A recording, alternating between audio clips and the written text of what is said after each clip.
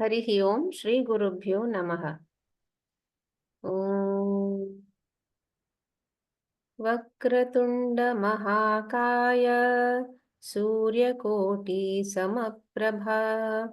निर्विघ्नं कुरु मे देव सर्वकार्येषु सर्वदा। गुरुर्ब्रह्मा गुरुर्विष्णुः गुरुर्देवो महेश्वरः गुरुर्साक्षात् परब्रह्मा तस्मै श्रीगुरवे नमः। तस्मै श्रीगुरवे नमः। Namaste, friends. A warm welcome to the third session of the new text we are studying, Atma Bodha.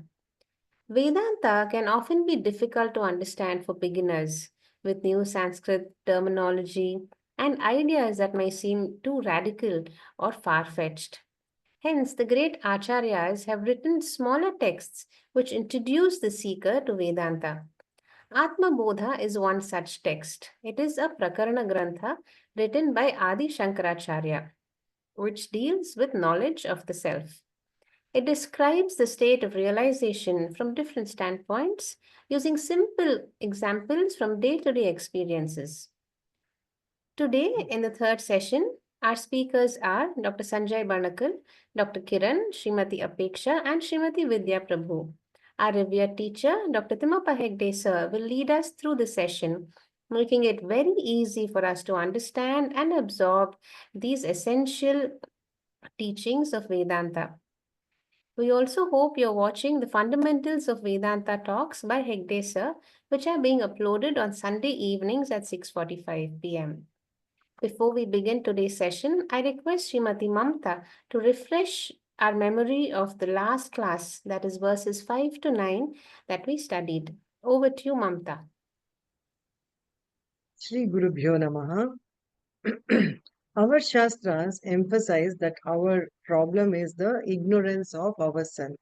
The recap of the verses 5 to 9 of Atma Bodha text takes us through various scenarios in the context of ignorance of individuals with beautiful analogies to understand the ultimate goal in life, that is liberation.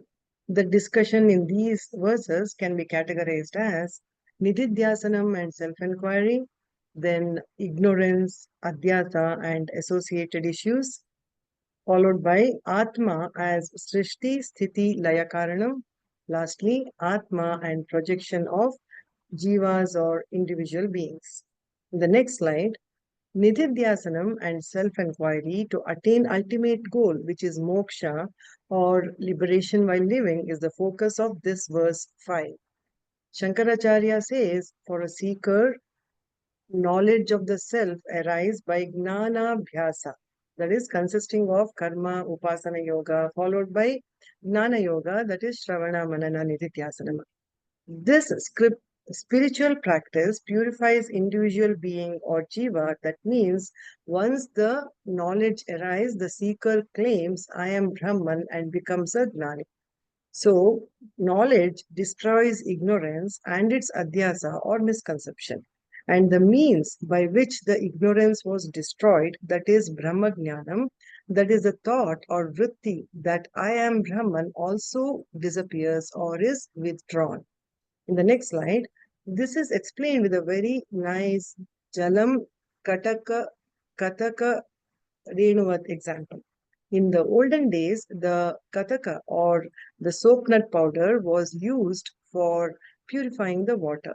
When put in a pot or vessel containing dirty water, the powder would absorb all the dust, and having absorbed the dust, it would also settle down in the bottom. Finally, the dirty mixture of dirt and the powder at the bottom of the bucket is discarded, having done its job of clearing the rest of the water. Extending this analogy to the individual being or seeker during the Nididhyasanam stage, the nut powder of Brahmakara Vritti or the thought that I am Brahman has to be practiced and some effort has to be put for the practice. When one is well established in Brahman during Nididhyasana, this thought that I am Brahman is no longer needed. Just like the dirty mixture of the dirt and the powder at the bottom of the bucket is no longer needed and is discarded, having done its job of clearing the water, the awareness of I am Brahman becomes effortless and is available to us all the time. In the next slide, Shastra says, and Shankaracharya reiterates, I, the Atma or pure consciousness, is all pervading consciousness without a second thing. However, that ignorance of I, the self or Atma, is the main cause of duality or world appearing as real. Ignorance by itself is not an issue, it is harmless. However, ignorance with the help of Maya does two things, or it has two powers. First and foremost, it creates false projection of the world, including our own body, mind, or it is known as error, also known as misconception or adhyasa. Then, with the second power, the same ignorance covers the fact that the world is unreal or false and and attributes reality to the falsely projected world, and this becomes the cause of bondage and hence the cause of samsara, involving raga, desire, and dvesha, anxious, fear, or aversion. So, making it unaware that I am Atma or Brahman, the substratum of everything. In the next slide, Shankaracharya explains ignorance in this verse with dream example. The dream, from dreamer's perspective, is real only. Only on waking they realize the dream is unreal. Similarly, only when we wake up to our higher nature or the self, the Atma, that is, from the standpoint of Atma Jnanam or knowledge of the self, the world will be unreal. In the next slide, the concept of false projection in the context of ignorance is illustrated using several examples in this Atma Bodha text. Two primary examples are, one is rope snake example. Takeaway from this example is the false projection of the snake arises from the ignorance of the rope's actual identity, causing fear and a reaction to run away from the perceived danger. Second example, which is given in this verse, that is the seventh verse, is that of a silver shell, that is Shuktika Rajatam. When sun gets reflected in the shiny surface of the shell, it appears like a rajatam, silver or a silver coin. Closer look at it make you realize it is a shell. So silver coin or silver shell is a false projection on shell due to shell ignorance. This silver shell analogy demonstrates how ignorance of the shell is capable of creating a desire or raga in the mind and draws you towards the false silver shell. While the rope snake analogy helps us understand how the false snake is capable of creating fear or anxiety or dvesha in the mind. In the next slide, these examples help us understand how ignorance of the self, even at the level of individual beings, causes a false projection of the world and attaches false reality or attributes false reality to non-existent objects, then causes raga, dvesha, so on. In other words, the six negative qualities, which generates running after or running away from the objects, resulting in binding actions or karma or bondage, in other words, samsara. This in turn incurs papa punya, resulting in birth rebirth cycle. Until we don't realize Brahman or get established in Brahman, which is our essential nature, this continues on and on, the eternal birth rebirth cycle. In the next slide, in the verse 8, Shankaracharya talks about unreal world and explains with a metaphor like bubbles in water.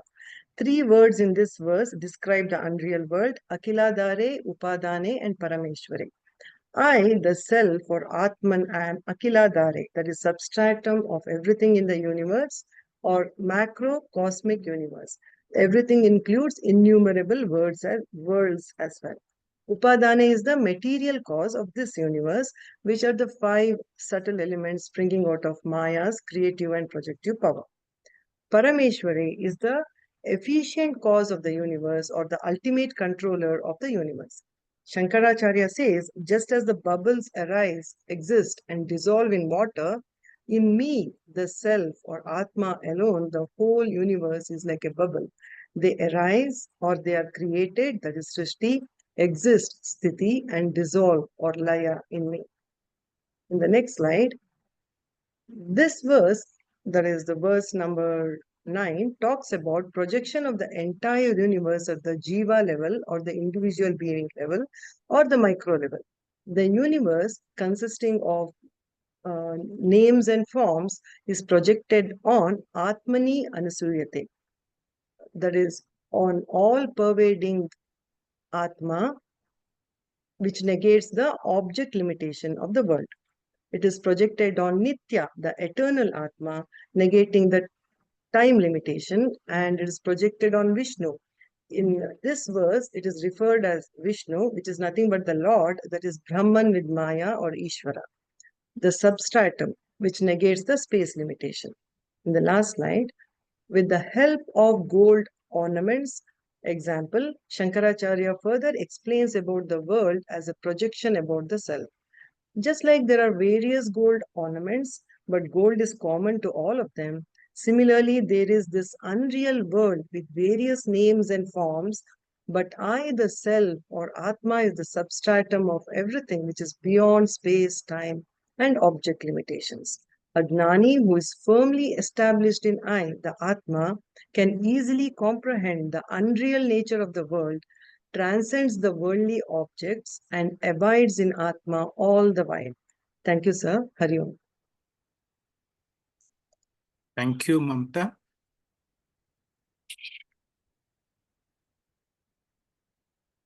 Sadashiva-samarambam Shankaracharya-madhyamam Asmadacharya-paryantam Vande Guru-paramparam. Om. In the last sessions, we looked at Purusharthas or human goals, which according to the Vedas are 4 in number. They are Dharma, Artha, Kama, and Moksha. The word Purushartha means human pursuits or human goals. What is the big difference between human beings and animals? The big difference is that we have an intellect. And because we have an intellect, we have choice. We can choose what goals, which is not possible in any other life other than in human beings. So we have a choice and we have a free will, and this free will is called Purushartha. Again, in the last class, we found that these Purusharthas can be classified into the pleasant one or the prayer, which is Dharma, Artha, and Kama, and the other path, which is called Shreya. It is found by most of us, that most people, 99.99%, prefer the worldly path or the pleasant path of Dharma, Artha, and Kama.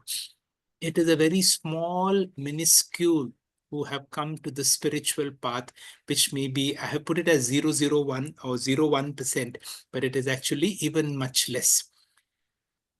Why is this path so important? In the Viveka Chudamani, Adi Shankara says, there are 3 things extremely difficult to get: to be born as a human being and to have the choice, how do I want to run this life? Among those who are born, to have that desire for freedom or mumukshutvam, that entire desire for, the intense desire for liberation comes to a very few.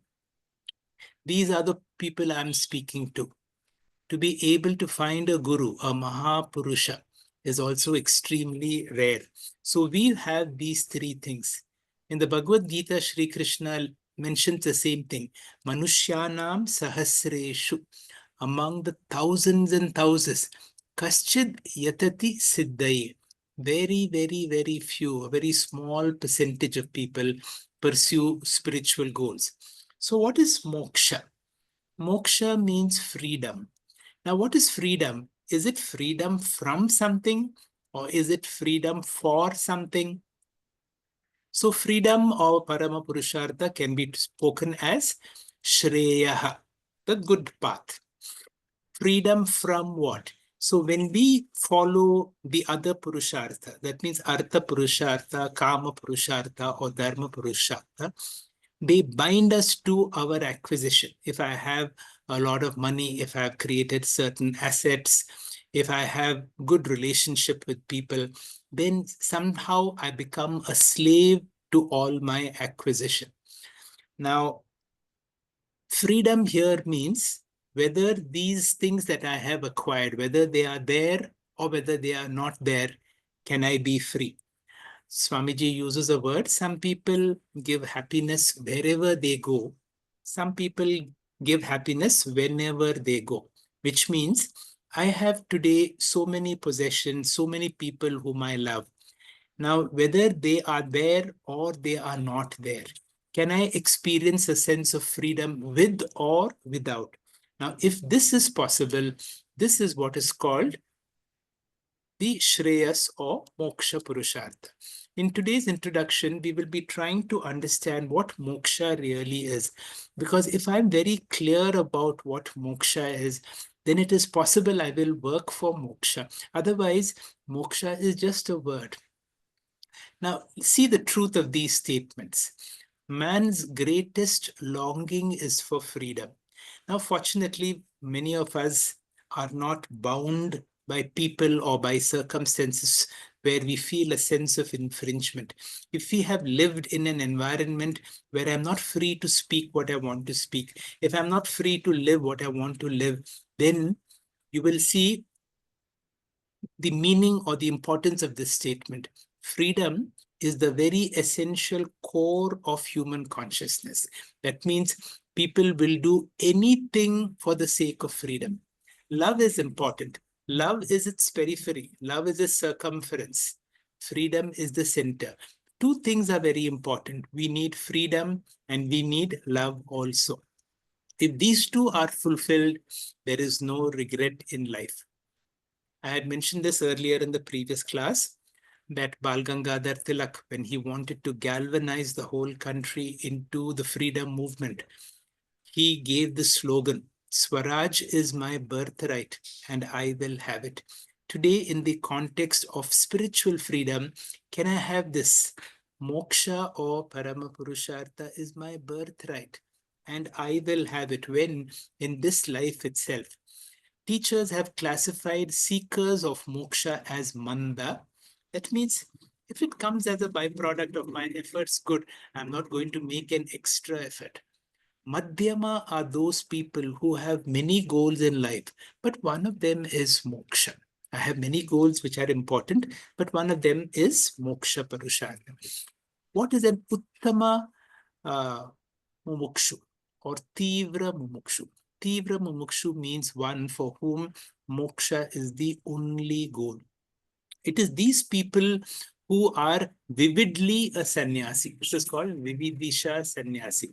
They put on that ochre robe, they give up their family, they give up all social responsibilities, they give up their bank balance, they give up everything. Now they want to pursue only one thing, and that is called Uttama Adhikari or Tivra Mumukshutvam. I want freedom and nothing else. Is it required that we have to give up our family? Not necessarily. The family is not the block, but our block is, do I really want it? If I really want it, then there is no obstacles whatsoever. Now, what is moksha? Arjuna asks this question in the second chapter of the Bhagavad Gita, verse 54, in the form of Sthita Prajna Kabasa. What do you mean by a person who has got Brahma Vidya and therefore is a Sthita Prajna, who has complete mastery of his mind, whose wisdom is available for him when and wherever he wants? Shri Krishna gives a very, very brilliant answer. And this answer, if it is understood, will help us to understand the importance of moksha and therefore why moksha purushartha is important. Prajahati yada kaman sarvan partha manogata atmanevatmana tushtaha. Now, sthita prajna todo chate. Uchate, it is said to be a sthita prajna is one who is atman evatmana tushtaha. Tushtaha means one who revels in the knowledge of his true nature that I am Atma Brahma. I am complete in myself. I have discovered my true nature. Now there is nothing else for me to do because I have reached home. Now, the rest of the second chapter is an elaboration of this particular phrase. What is the meaning of Atman Evatmana Tushta? A great master was once asked, what is your greatest accomplishment? And he gives the same words. I have discovered my true nature. Now I am so complete. Atman Evatmana Tushta. Now there is nothing to do and there is nowhere to go because I have discovered my true nature of Purnatva. Swamiji gives an example of a puri. When the puri is being fried, initially it runs around, but once it becomes full, then it stops all movement. And that is the state of a person who has discovered his true nature. I am already that because I am Atma Brahma. So, Jnanam means knowledge of Atma, which is our true nature. Normally, we think I am this body, and we are so convinced I'm this body. I was born on this particular day. This is my gender. This is my profession. This is my family. These are my parents. This is my family, and so on. About my Atma, I'm absolutely certain. The same conviction can I have about true nature. If I have that conviction, then I will be able to get the benefit of moksha. Moksha means freedom from samsara.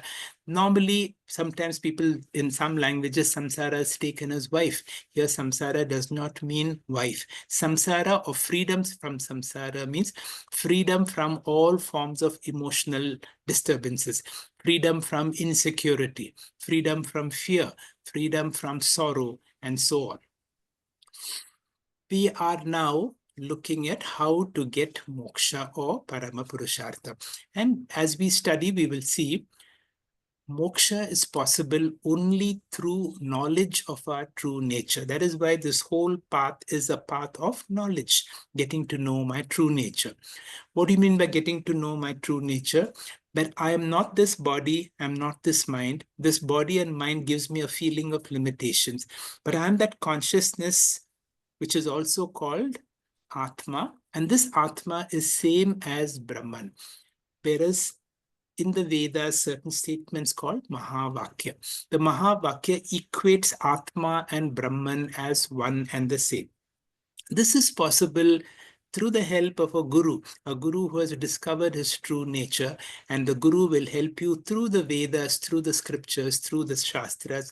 But because this understanding is so subtle, just like you cannot take a person for neurosurgical training unless he has gone through basic medical degree and has got a certain amount of qualifications, so too, this inner science, which is even more difficult than pursuing neurosurgery, requires certain basic qualifications. If you have these basic qualifications, it is easy for the teacher to give you this knowledge.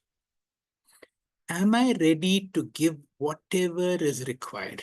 Now, if I want to acquire wealth, which is called Artha Purushartha, I'm ready to go to any corner of the world. I'm ready to do any form of investment so that I'm able to generate wealth.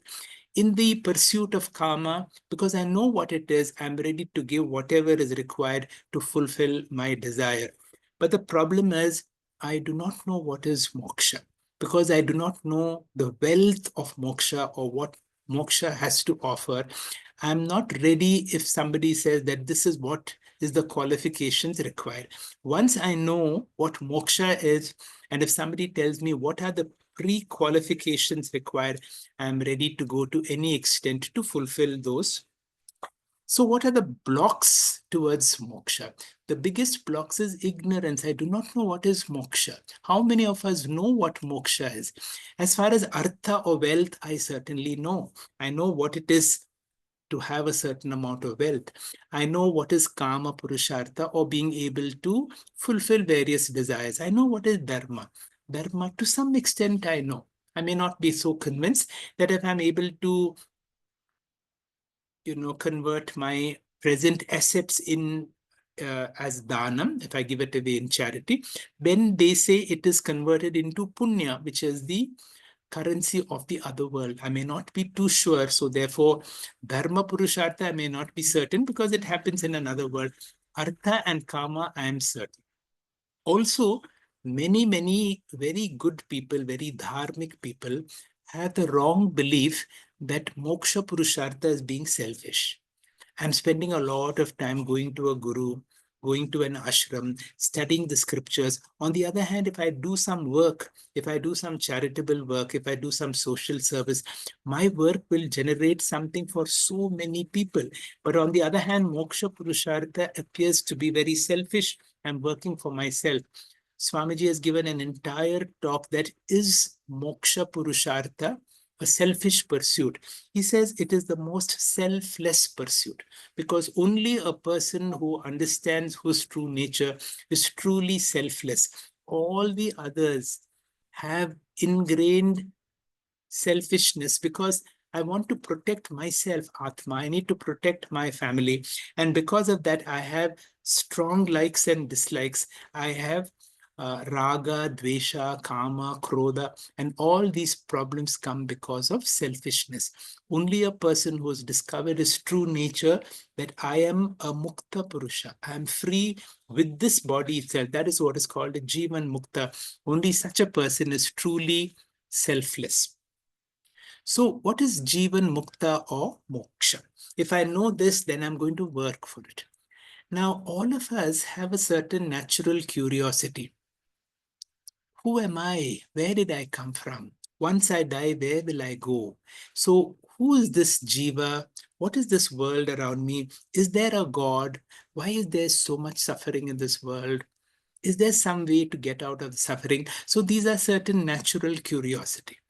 When you go to a guru, all these questions of who am I, who is Atma, what is Anatma, what is Paramatma, why is there so much suffering, is there something called Moksha, what steps should I do in order to get Moksha? This is called Vidya or Brahma Vidya. And Brahma Vidya gives you so much of joy, even material knowledge. If I learn a certain new surgical technique, if I learn a technique of using my computer more efficiently, I am so happy. But what about getting this knowledge about true self? That is called Vidya Nanda Prapti. That is possible through the school and through these classes that we are going through. Something else called Aghata Nivritti.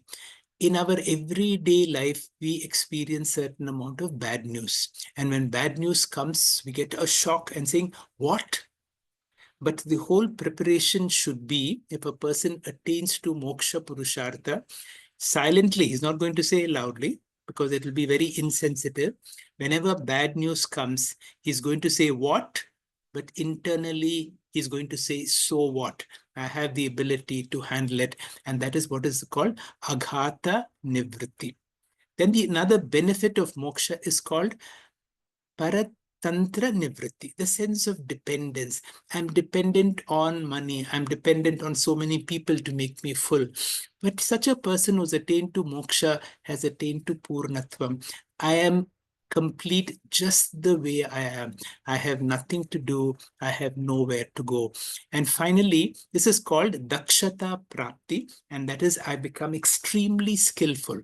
Normally, in Sanskrit, they say there are two things. One is called the karta, the one who performs a surgery or who's presenting a presentation like this, which requires a certain amount of skill. But the skill in me is affected by my thoughts, which is called bhokta. Supposing I've had an unpleasant experience, that unpleasant experience is likely to contaminate my mind and affect my performance. A Jivan Mukta is free from all this, and therefore he has all these five abilities. That means the natural curiosity about all the mysteries of the world is largely answered. There is a sense of, I have this knowledge. Because I know my true self, I know nothing that happens to this world, to my family, or to my body or mind can affect me. I am complete. Atman eva atmana tushtaha. And whatever I do can be done very skillfully, and it is not affected by any negative experience. In the last class, I told you about this verse. Now, if I am convinced that I have to do this, whom do I go to? Pariksha Lokan Karmachitan Brahmana. Whatever in my worldly work I have attained, but not complete fulfillment. That is called nirvedya. Nasti akrita kritena. That means through my finite efforts, the infinite can never be attained. Tat vijnartam sa gurum eva abhigachet. So I go to a guru who has discovered his true nature and who also has the ability to transform. If there is a person who has been able to transform lives, if he's been able to give me or anybody else Paramapurushartha, if he's able to say, if one person can achieve, it is your potential. And such a teacher gives you the promise, come, follow me, and I will give you Paramapurushartha. He gives you. And then how does he do it? That is exactly all these classes. These classes are called Tattva Bodha. Tattva Bodha is the fundamentals of Vedanta. These are Sanskrit words. Don't be worried about it. And Tattva Bodha means if you have to come to Vedanta to be able to understand the Upanishads or the Bhagavad Gita, which will tell you about our true nature, you should be ready to have some qualifications. And some qualifications is to be able to understand Sanskrit. Sadhana Chatustaya Sampannadhikari. I am ready to get whatever those qualifications. And the teacher says, this is moksha sadhana bhutam. This is the means to be able to get moksha. How? Tattva viveka. I will be able to get the distinction between what is real and what is unreal. Prakaram vakshama. I'm going to teach you. The teacher makes a promise. Come to me and I will teach you. Shri Gurubhyo Namaha. Our opening speaker today will be Dr. Sanjay. Dr. Sanjay, please. Om Shri Gurubhyo Namaha. The essence of Vedanta is Brahma Satyam Jagan Mithya Jivo Brahmaiva Naparaha. Next sentence, next slide. The consciousness is Brahman and it's the only reality. Everything else is Anatma. The outer world, including the body-mind complex, is a mere appearance and not real. Why this fact is not known to most of us? Scriptures say that it is because of the ignorance which is beginningless and is called as Maya or Avidya. Because of this Maya, we are born ignorant of this fact, and this Maya has two powers. One is the Vikshepa Shakti, that is the power of projecting an outer world which is unreal.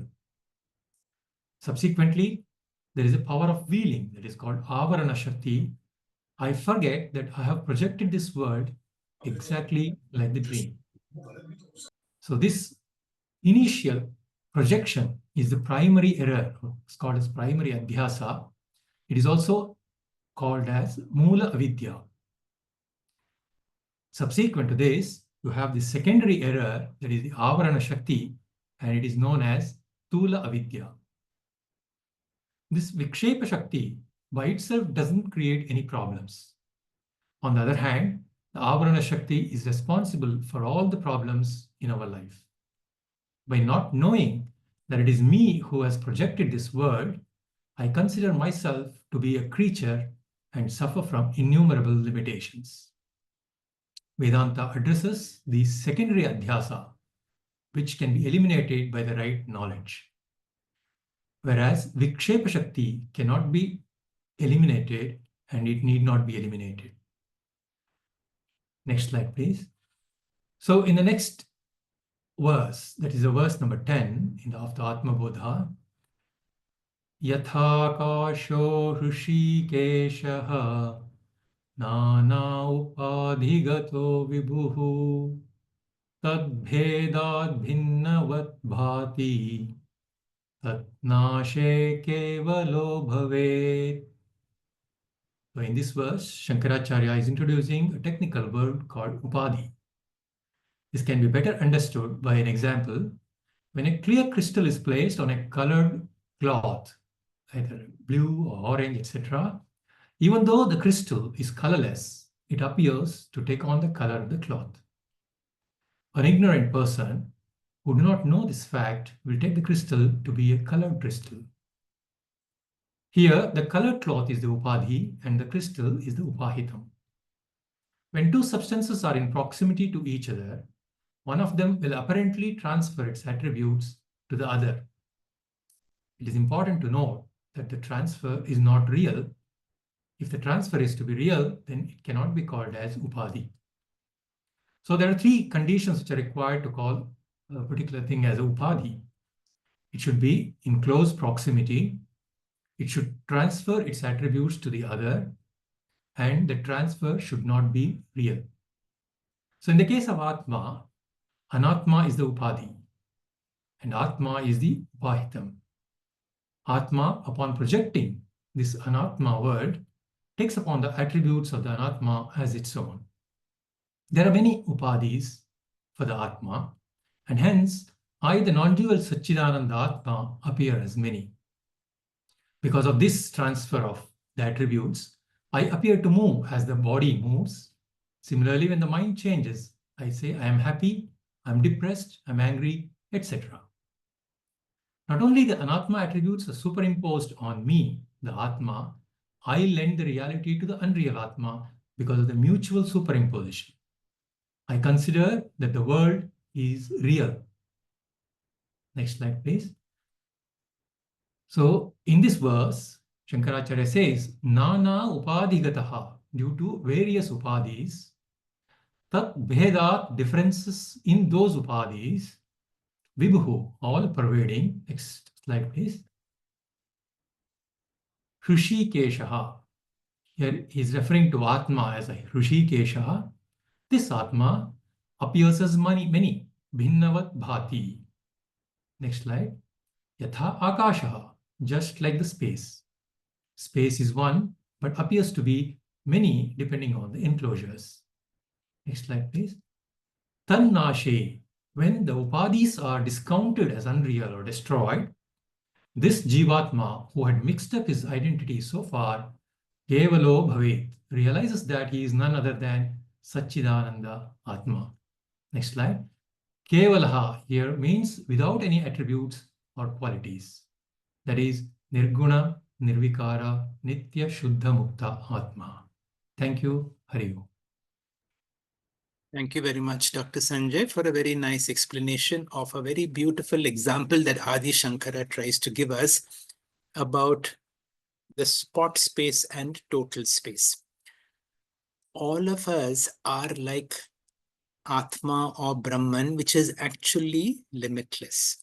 But because of our body-mind, which here is called as Upadhi, which can be compared to a pot space or a room space, we have a feeling that I'm confined, I'm small, and I compare myself to others and say, he's big and I'm small, he has a good shape, I don't have a proper shape, and so on.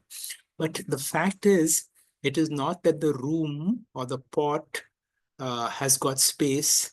In fact, the pot is in that total space.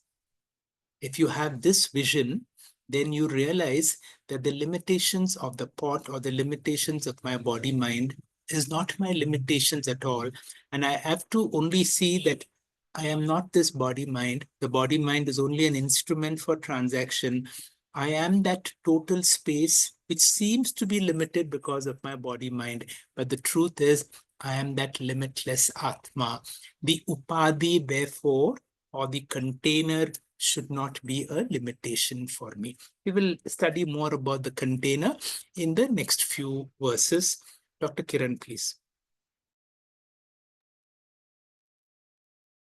Hari Om, Gurubhyo Namaha.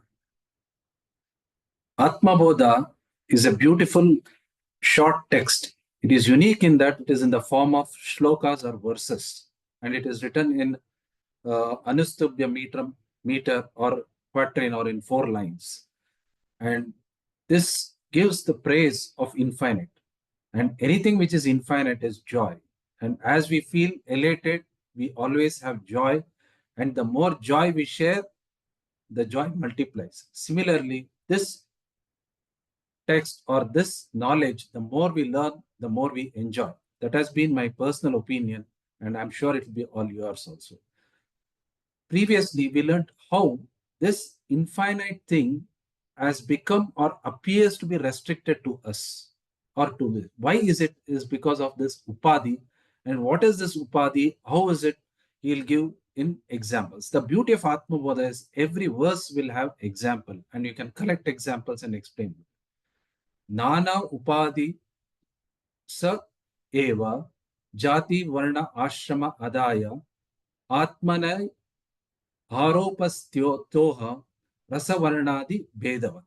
Because of his association with different conditioning or upadhi, such as caste, color, and position, are superimposed on Atma as a flavor, like as a color, it is imposed in water, it appears. It is, you have to learn the thing is aropa or attribute, or it is accused, or it seems. This is very important and we need to understand in detail. Next slide, please. Here, Jati Varna. Varna is a sociological scheme based on guna or aptitude and not by birth. This has been a lot of, controversy, everything. And we also, in our own satsang, we discussed it a lot. And ultimately, the great Acharya or Swamiji revealed it to us that when we mean Varna, it is by aptitude or guna. And Jati is different. That is, you are born with it. And when you say aptitude, that means always all gunas will have three things. We will learn more in creation, that is Satvika, Rajasic, and Tamasic. Satvika means it is like peace or knowledge loving, etc. Rajasic means active or Vikshepa predominant, and Tamasic means dull and things like.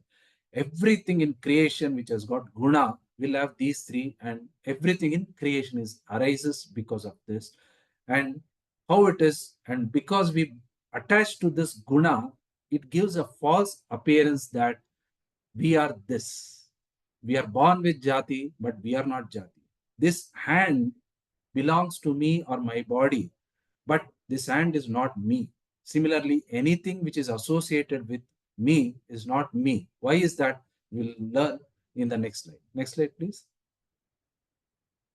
So, all these what we learn are jati, our position, attributes are aropitaha. That means it is attributed or it does not belong to me. It does not belong to me, but it appears to be me, mine. I'll give an example as Dr. Sanjay told. The crystal, as a light or any color is there behind, it appears that it has taken that color. Similarly, because of the tools or attributes of the mind which causes these like a turbulence, like a waves in the sea, this Atma, or we believe that we belong to this, body, mind complex, etc., or this world is there. This is because we believe we come to a wrong notion because of ignorance that the tools are me. Similarly, if we see a moonlight is coming, that light does not belong to moon. Similarly, all these attributes belong to not me but anatma. I'll explain to it in more. What is the real atma? Just a simple thing is, it took me 5 years. Atma has swarupa, that is not changeable at all. The essential nature of me is Sat Chit Ananda. What is this? We'll learn in later. Atma or these swarupa never changes, whereas gunas always changes. So it never has swarupa. It always keeps on anatma, keeps on changing. It may be jati as explained here. It may be varna as it explained. If I'm doing something, I'm that. If I'm painting, I'm a painter. If I'm writing, I'm a writer. But ultimately, I'm ultimately writer. No, it is because of attributed it. We should not get attached to this attribute and go beyond and know this Atma and claim this Atma. As Sir told, Swaraj is my birthright. Similarly, Atma is my birthright. It took me many years, but once I knew this Eureka moment, we know that everything else is Anatma. Toyam, that is water. Yunapatram palam pushpam toyam. This has a tasteless and doesn't have any color, etc. Once we add anything to it, maybe salt or it may be ink as seen here, it acquires its nature, but ultimately it can be separated. However thick it looks, however colorful it looks, essentially water is tasteless and colorless. Similarly, Atma, however it appears to be mixed up, it is always separate. As Sanjay told, anything attribute, it should be close to each other. How close both, it is all intertwined, because this anatma exists within the cradle of Atma. But it looks to be as if, because we are using the tool and seeing, it appears to we belong to the tool because of the ignorance. And in further, what are these upadhis, how it is superimposed, we can divide into stula sharira upadhi. What are the things we appear and we think when we are associated with stula sharira? What are the things we see and experience if we are associated with sukshma sharira? What are the things we experience if we are associated with karana sharira? This will be explained with examples in next verses. Thank you very much. Namaste. Thank you very much, Dr. Kiran, for a very nice explanation to tell us what is this Upadhi. Upadhi is that which makes me different from everybody else. Although essentially I am Atma, you are also Atma. But because of the covering that we have for the sake of transaction, there is a sense of difference. This is the cause of all the problems. This is my agony. This is my ecstasy. This is my glory also. The more, as Dr. Kiran said, you understand, I am not this body-mind complex. The body-mind complex is only a means by which I can interact. Essentially, we are one and the same, like one water and different waves. And these waves are only upadhi, which are giving a seeming sense of limitation. This seeming sense of limitations, we now study it as gross body, subtle body, and causal body. And that will be explained by Apeksha. Apeksha.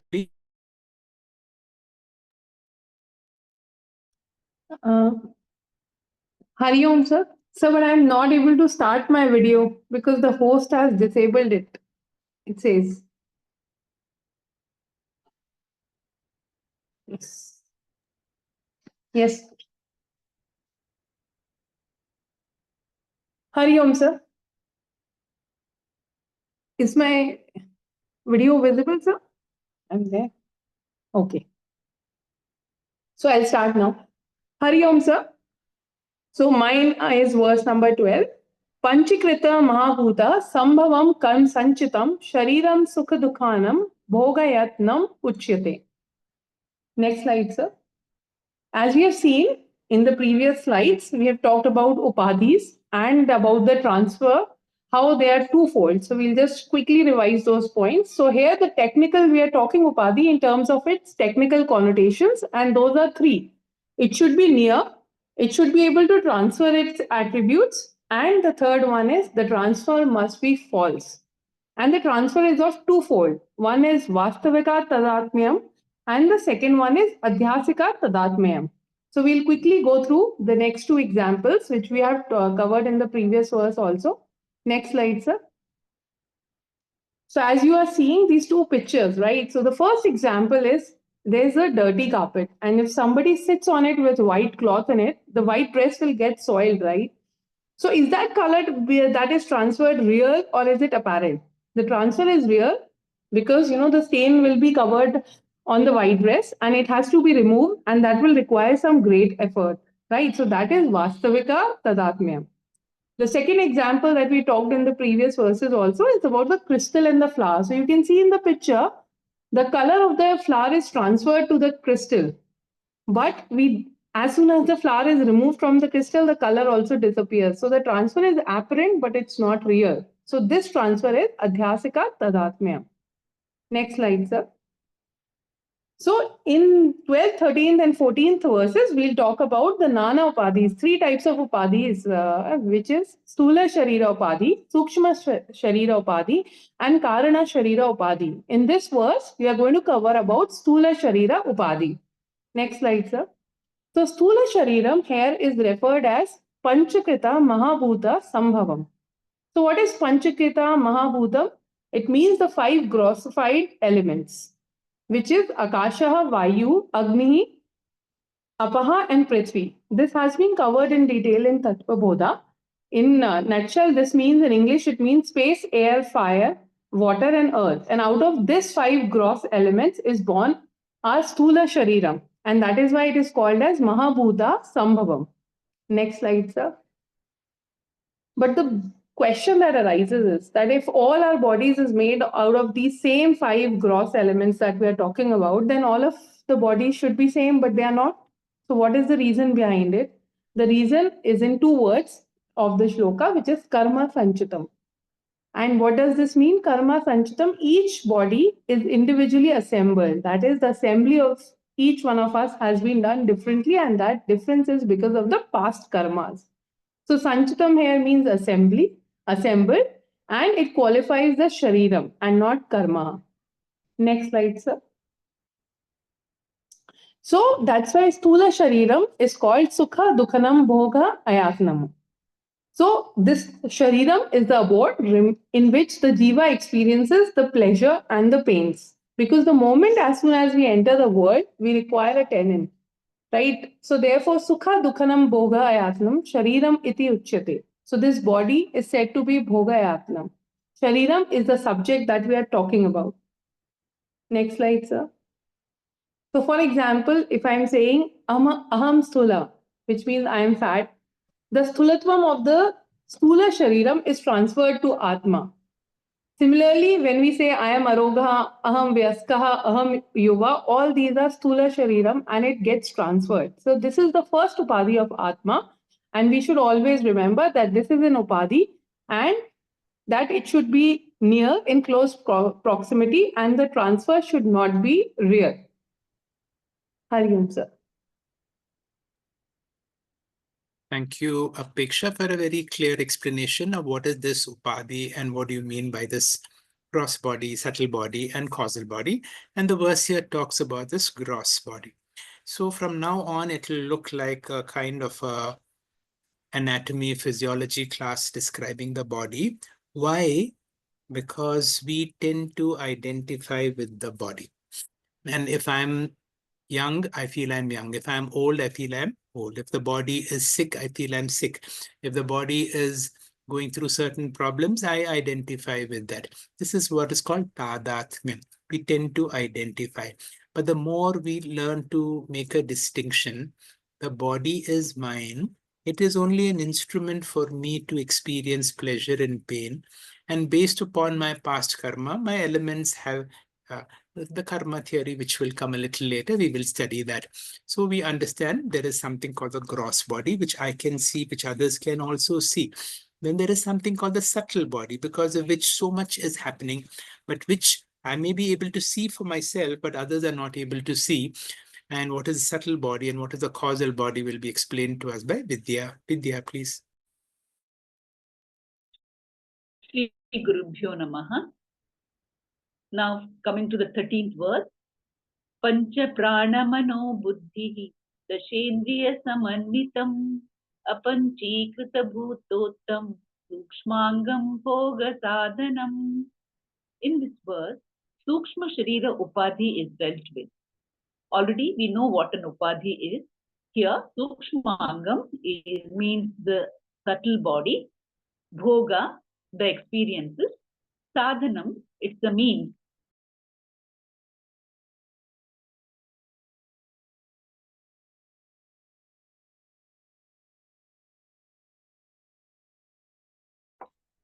Prana here means the respiratory system. Next slide. Apana is the evacuating system or the removal of waste. Vyana is the circulatory system. Samana is the digestive system. Udana is the reversing system. Manaha, a place of suspicion, doubt, and indecisiveness. A mind, a place where one experiences pleasure and pain. Next comes the buddhi, the decisive state of thoughts. Next, dasha indriyas, 5 organs of action and 5 organs of perception. In other words, karmendriyas and jnanendriyas. Pancha karmendriyas are the organs of speech, that is vak, organs of hands, pani, organs of legs, pada, organs of evacuation system, Payuhu, organs of procreation, Upastham. Pancha Jnanendriyas are eyes, ears, nose, tongue, and skin. All these totaling 17 constitute the subtle body. The gross body seems enlivened because of the subtle body. If the subtle body disowns the gross body, the functions of life like metabolism, digestion, etc. are suspended like a car stranded without a driver, like an abandoned car. The 5 elements are grossified in the gross body, but in the subtle body, the 5 elements are not grossified. So, Apanchikrit Pancha Maha Bhutas, that is responsible for creating the 17 aspects of the subtle body. From the Sattvaguna aspect, the Mana, Buddhi, and the 5 organs of perception or the 5 Jnanendriyas are created. From the Rajoguna aspect, Pancha Pranas, the 5 organs of action or the 5 Karmendriyas are created. Then from the Tamoguna aspect, the Golakams or the structures in the gross body are created. Gross body is the house. The next slide. The subtle body is the means for experiences. For example, in Sukshma Shariram, there are the Pancha Jnanendriyas that has the attributes of Andhatva, Mandatva, Patutva Dharmaha. For example, when a person says, Aham Andaha, I am blind, blindness is not the attribute of the physical body, but an attribute of the Sukshma Shariram as it belongs to the Jnanendriyas.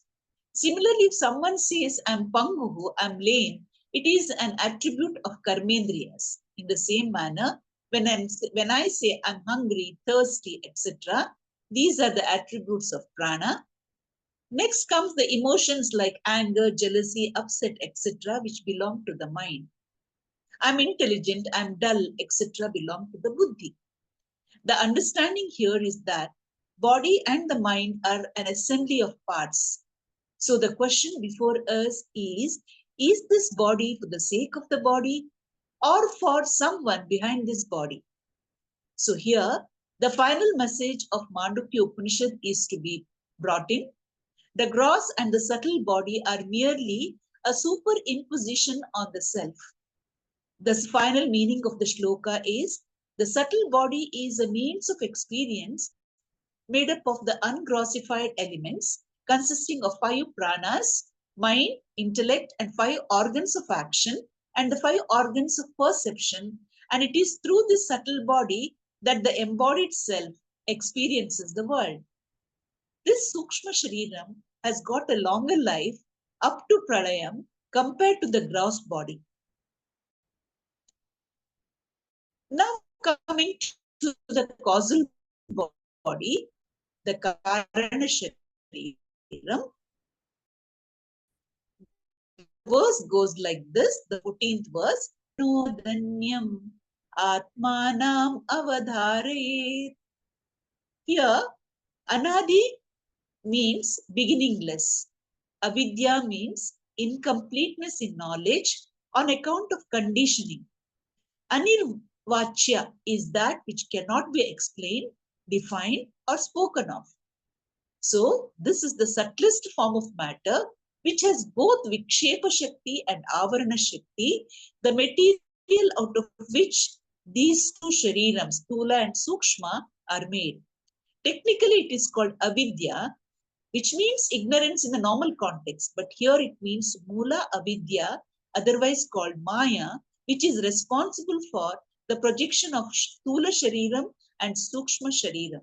Thus, it becomes the Upadana Karanam for these 2 bodies. So, Mula Avidya means Sthula Sukshma Shariram in Bijavastha. Now, Jagrat Avastha is the mind in the wakeful state, which has got ignorance in the form of indiscrimination between Satyam and Mithya. This ignorance is called Tula Avidya, caused by Avarana Shakti, which is already explained by Dr. Sanjay. The whole of Vedanta focuses on resolving this Tula Avidya. Even after removing Tula Avidya, the mind continues, and that mind, when it goes to sleep, resolves in Mula Avidya only. In a Jnani's mind, there was Avarana Shakti, which was in the form of Tula Avidya. He has transcended this form.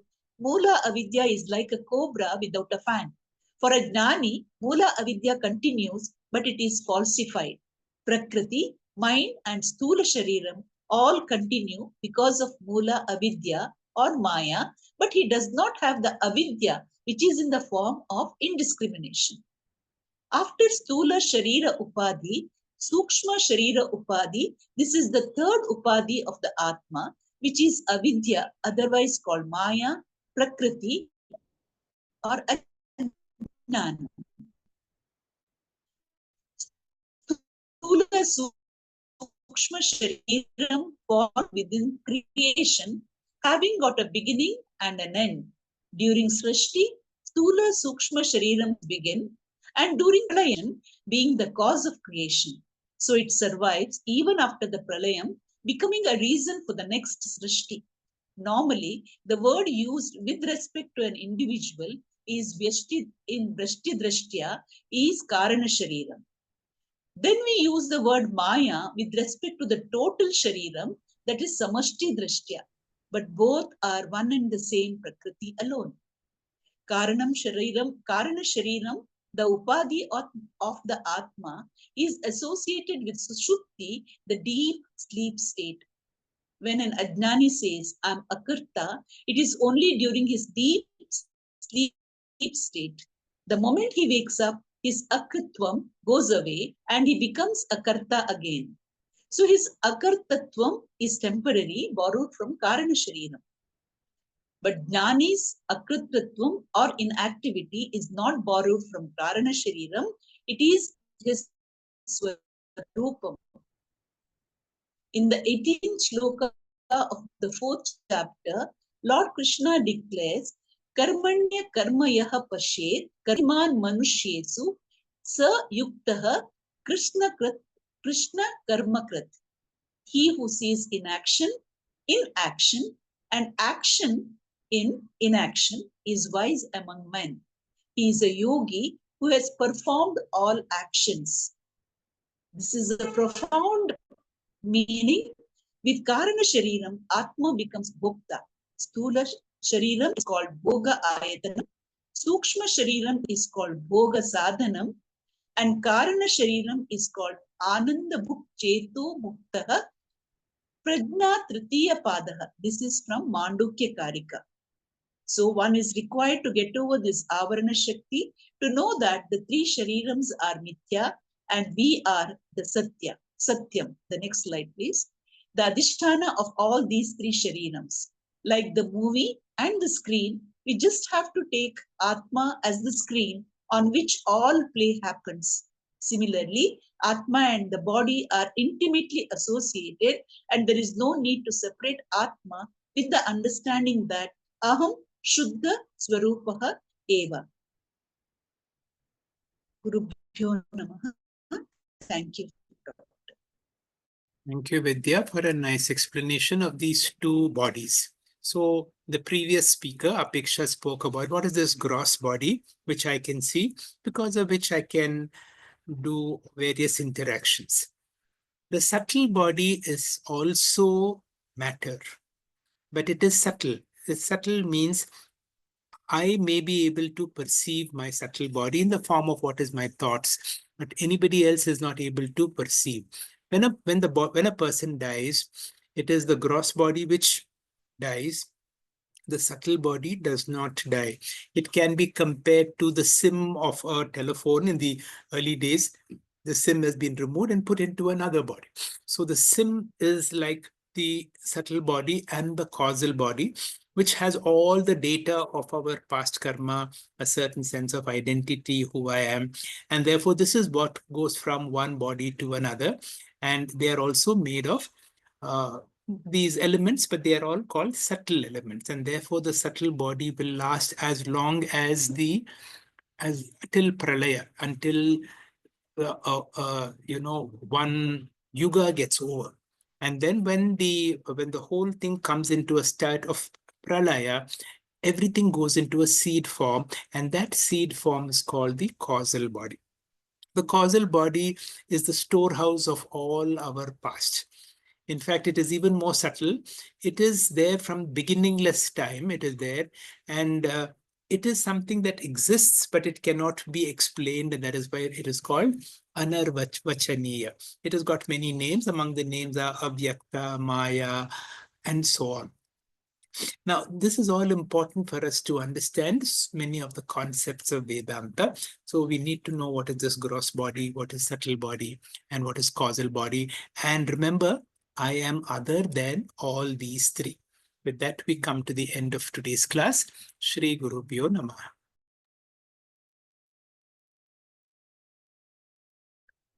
Thank you very much, sir, for gently and consistently showing us the path and hand-holding us through our spiritual studies. Our gratitude to all our speakers for explaining these educational verses to us. This is certainly a class which we must watch again for the enlightening introduction by Sir, and also to understand the different layers that constitute our body, which we hold so dear to us. We will meet again on the 30th of December to continue our gift classes where we are studying the Vishwarupa Darshana Yoga. Friends, as all of you are aware, Param Vedanta has been offering Guru Dakshina to all our Gurus twice a year, once during Guru Purnima and now during Gita Jayanti. We are grateful for you having been a part of this journey throughout.